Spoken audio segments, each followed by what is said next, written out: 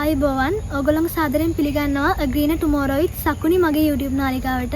ඉතින් මගේ ව්‍යාපෘතියේ එක් ක්‍රියාකාරකමක් තමයි කළුපාන පාසලේ ආදර්ශ වැසිවනාන්තරය නිර්මාණය කිරීම.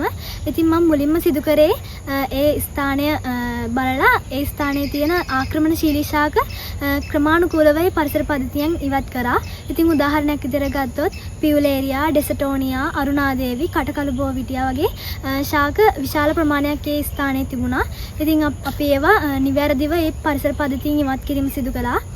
ඉතින් විශේෂයෙන් මතක් කරන්න ඕනි අපි මේ පරිසර පද්ධතිය රෝපණ කරන්න කටයුතු කරන්නේ ආවේනික සහ වඳ වෙලා ගිය වඳ වියාමේ තර්ජනයට ලක් වෙලා තියෙන විශේෂයෙන්ම රතු දත්ත ප්‍රදේ තියෙන ශාක තමයි අපි මෙතන රෝපණය කරන්නේ.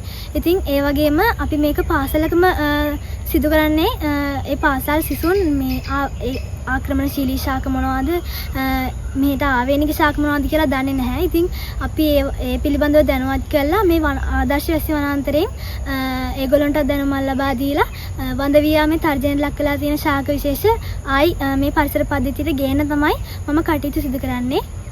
ඉතින් අපි මේ පැල දැනටමත් ලබාගෙන තියෙන්නේ. ඉතින් අපි මේ පැල ලබා ගන්න ගොඩක් මහන්සි වුණා.